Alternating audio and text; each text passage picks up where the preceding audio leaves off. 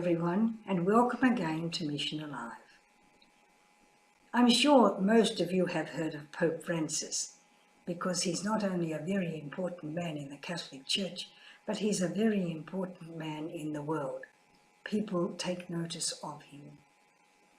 Well, Pope Francis wrote a very beautiful letter called Laudate Si. Laudate is rejoicing. Rejoicing in God's creation.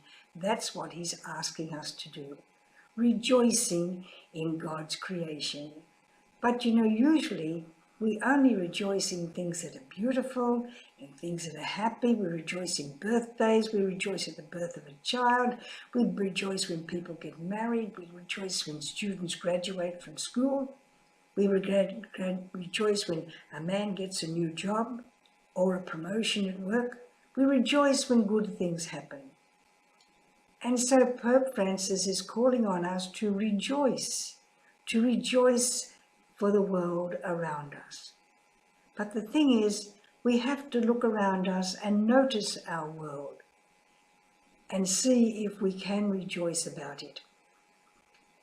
When I was on the Trobriand Islands, every year we used to travel in by boat to Sardinia and after that back to the Trobes. So we came in 1 year and back, next year, 1 year and back. We got very used to what we were doing.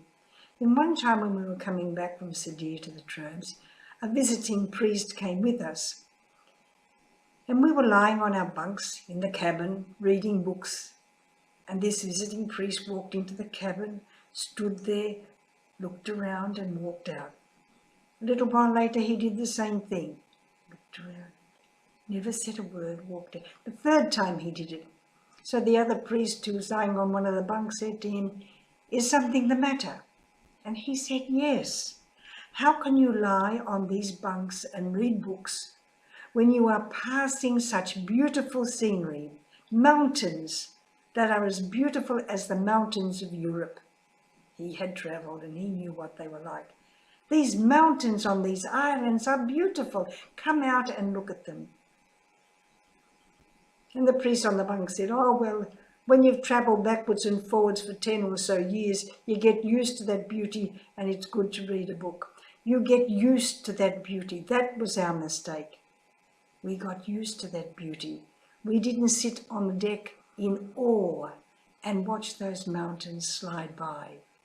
The villages along the coast, the waters crashing up onto the stones of Basima and making music as it pulled the stones down. The palm trees, like the one behind me, moving, swaying in the breeze. The birds calling. We got used to the beauty around us, and so we missed it. We didn't really see it at all.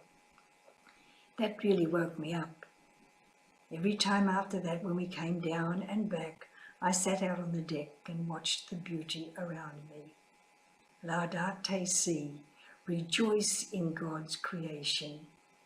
And then, now, sometimes we have to cry when we look at God's creation. We are spoiling it, polluting it, destroying it so much. Now our mission alive is to keep creation alive. Every one of us has that mission alive. What is your mission? My mission is to keep the world alive, to keep the world as a beautiful gift that God gave me, so that I, when I go, can pass it on to the younger generation. Laudate Si, rejoice in God's creation.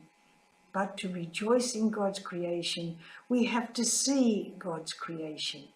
So look around you every day. Look around you and see the beauty of God's creation. Every day look around you and see God's creation being destroyed, being disfigured, being polluted by me. What can I do? What can I do to make God's creation better than it is now? To improve it, to make it as it was when I was born. It was better then than it is now. It was better then when you were born than it is now. Everybody rejoice in God's creation. Do something. to make God's creation beautiful. Do something to notice God's creation. Bye for now. Your mission is go and look at creation.